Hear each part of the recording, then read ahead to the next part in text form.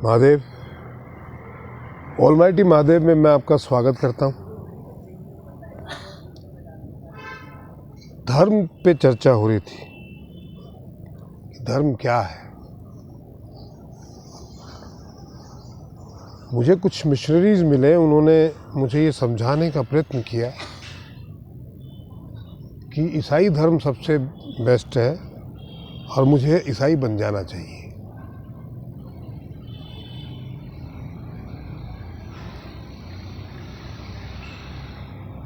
मैंने कहा ठीक है, क्यों, लेकिन ऐसा क्या है उस धर्म में जो मुझे ईसाई बन जाना चाहिए। उन्होंने बताया कि जीसस जो है वो सबको माफ़ कर देते हैं, वो प्रेम करते हैं और माफ़ी सबसे बड़ा धर्म है, ये ईसाईयत सिखाती है और वो आपके पापों को ग्रहण करते हैं। और उन्होंने पानी पे चल के दिखाया।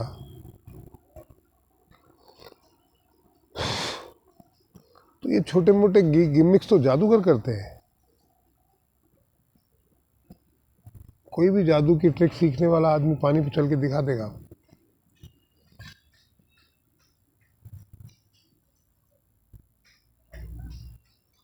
उन्होंने एक आदमी को मरे हुए को जिंदा कर दिया, वो गुफा से निकल के आया, वो फिर मर गया फिर। और ऐसा अगर जीसस ने किया तो सबको करना चाहिए था उस टाइम पे जो लोग मरे।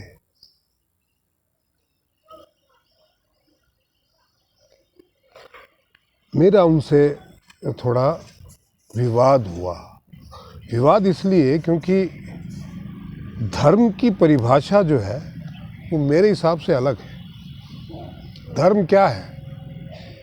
अगर आपके पास धन है और सामने निर्धन लोग हैं तो धन से आप उनकी सेवा कीजिए, ये आपका धर्म है। आप ईश्वर की मदद नहीं कर सकते क्योंकि ईश्वर को आपकी मदद की आवश्यकता नहीं है। हर जीव में ईश्वर है, तो आप मदद नहीं कर सकते तो क्या कर सकते हो? ईश्वर की सेवा कर सकते हो। सेवा भी तब अगर वो आपसे सेवा करवा ले तो आपका अहोभाग्य है। उसमें आपको अभिमानित होने की आवश्यकता नहीं है कि मैंने फलाने आदमी के लिए कर दिया।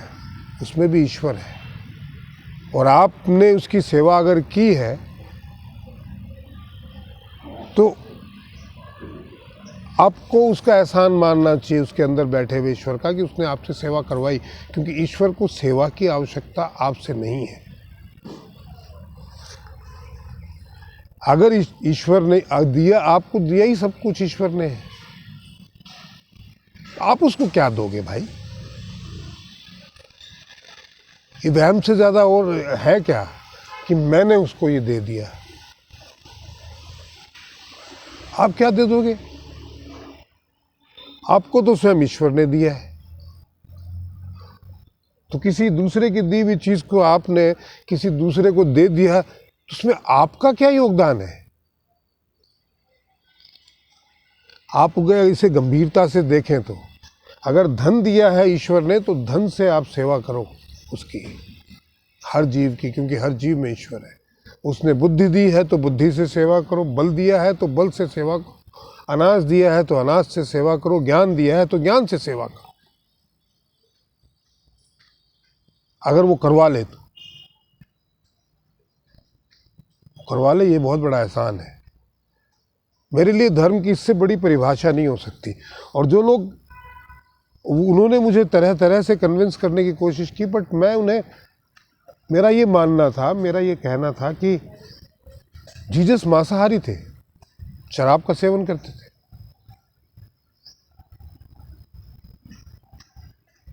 हमारा कोई भी आइडियल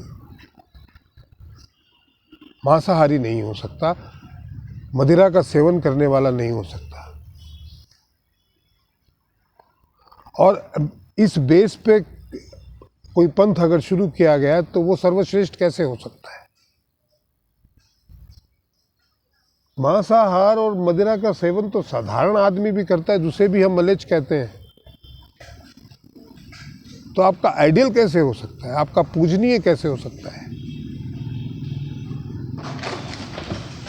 आप गरीबों को, अगर कोई व्यक्ति गरीब है जिसे धन की आवश्यकता है, या कहीं पे स्कूल खुलवा दोगे, आप मकान बनवा दोगे, आप उनको निर्धन लोगों को सहायता करके उनका धर्म बदलवाने का काम करते हैं,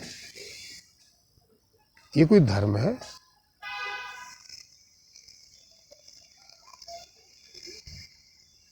धर्म की परिभाषा अलग अलग, मतलब जिस व्यक्ति में दया नहीं हो, करुणा नहीं हो, वो श्रेष्ठ कैसे हो सकता है?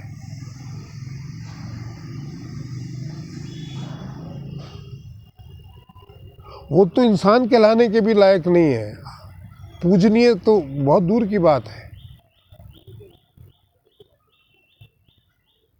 उनको फॉलो करने वाले लोग जो हैं वो सारे मांस भक्षी हैं, मदिरा पान करते हैं,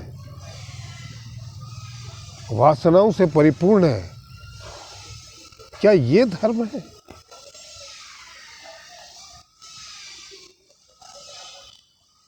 और आप फिर आके मुझे पकड़ के कह रहे हैं कि भैया आप ईसाई बन जाइए। क्या मैं वैसा बन जाऊं?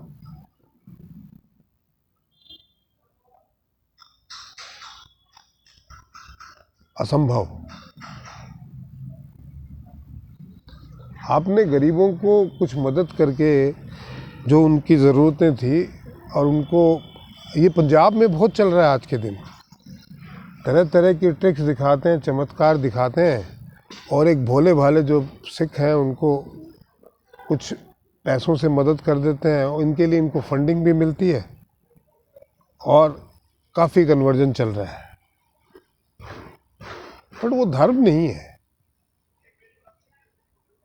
आज जो हमारे गुरुओं ने जीव मात्र की सेवा के लिए लंगर खोला हुआ है, वो धर्म है कि कोई भी व्यक्ति, कोई भी जीव जो है वो वहाँ से भूखा ना जाए। अगर आपके शहर में आ जाए या गुरुद्वारे में गुरु के स्थान पे आ जाए,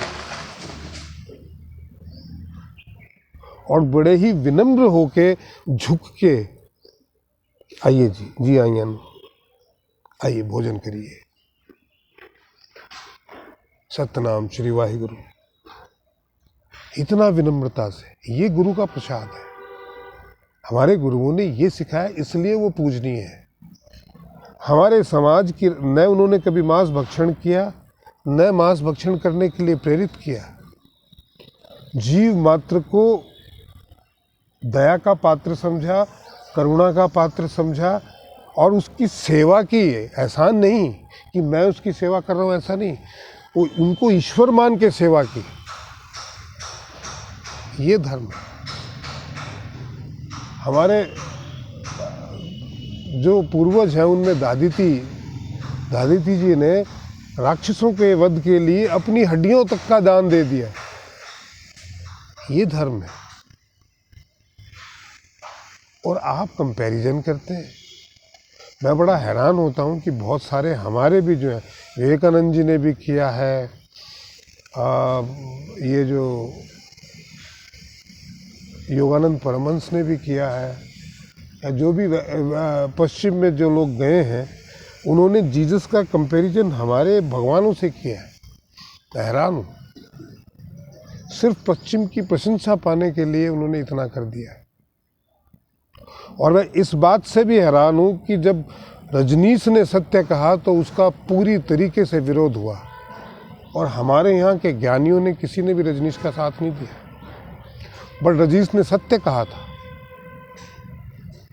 कि आप ऐसे किसी भी व्यक्ति को ईश्वर या आदरणीय या पूजनीय नहीं मान सकते जिसकी जीवों के प्रति कोई करुणा ही नहीं हो, जो मांस भक्षी हो, मदिरा का सेवन करता हो, जो वासनाओं से लिप्त हो।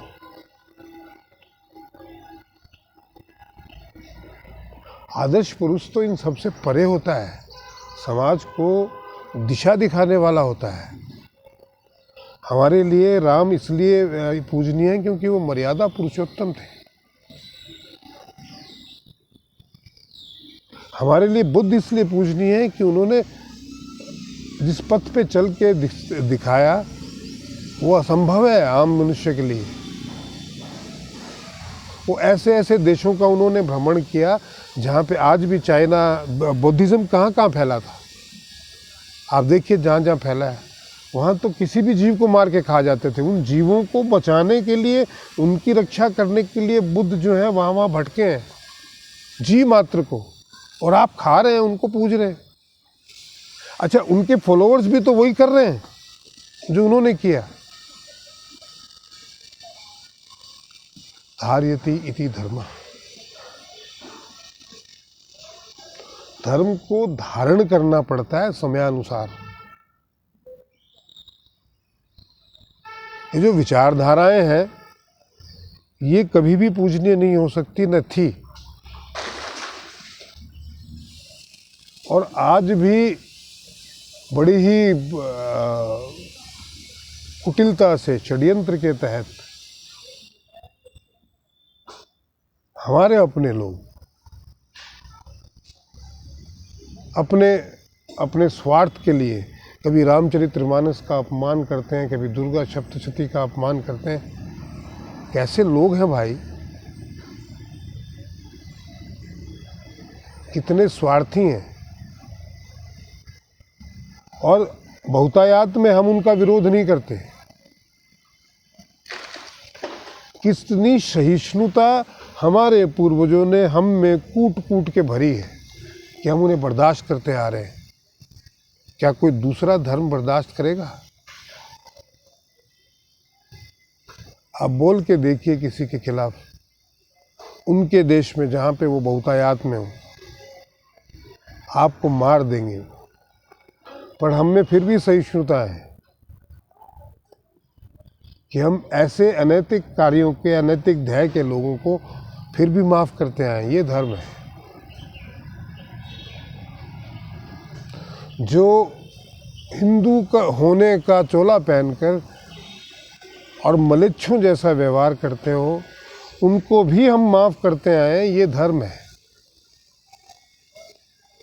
और इसके लिए साहस चाहिए। इसके लिए स्वयं को ख़त्म करना पड़ता है, अपने अभिमान को, अपने स्वयं को ईश्वर के चरणों में समर्पित करके जीव की सेवा करना ही धर्म है। और वो सिर्फ सनातन धर्म सिखाता है। बाकी तो स्वार्थवश बने हुए अपने पंथ हैं। सनातन धर्म ही धर्म है। अभी तक तो मैंने सुना नहीं कि पश्चिम में कोई महावीर हुए हैं, कोई बुद्ध हुए हैं, कोई दधीची हुए हैं, कोई मीरा हुई है, कोई कबीर हुआ है, कोई दादू दयाल हुआ है, कोई बुल्ले शाह हुआ है। मैंने नहीं सुना।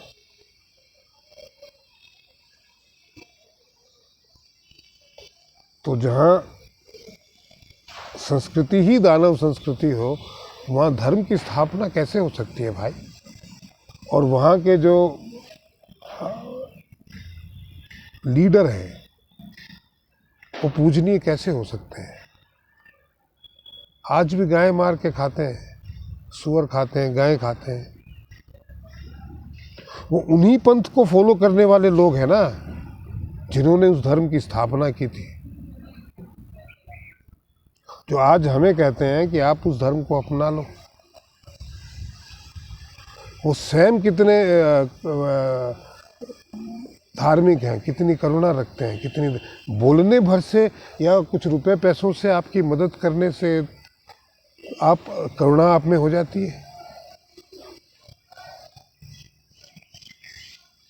तीतर बटेर, मुर्गी, गाय, सुअर, कुत्ता कुछ नहीं छोड़ते आप। कितने निरीह प्राणियों की आप दिन रात हत्या करते हैं। आप में दया नाम की चीज़ नहीं, आप धार्मिक कैसे हो सकते हैं? अधर्म के ताने बाने में जीने वाले लोग धार्मिक कभी नहीं हो सकते। तो जो पाश्चात्य संस्कृति है या अन्य संस्कृतियां हैं, मैं उन्हें धार्मिक नहीं मानता। ये मेरा अपना मत है, आप मानिए। जीव मात्र की सेवा करना ही धर्म है, और जो ऐसा नहीं मानता वो धार्मिक नहीं है मेरे नज़रों में। बाकी तुंडे तुंडे मतर भिन्ना, जिसको बुद्धि दी है उस हिसाब से वो अपना ज्ञान झाड़ देगा, पर सच्चाई यही है। महादेव, आज के वीडियो में इतना ही, मिलेंगे अगले वीडियो में। मेरा आपसे निवेदन है कि आप ज़्यादा से ज़्यादा लोगों को शेयर कीजिए, कमेंट कीजिए और कंट्रीब्यूट कीजिए। महादेव।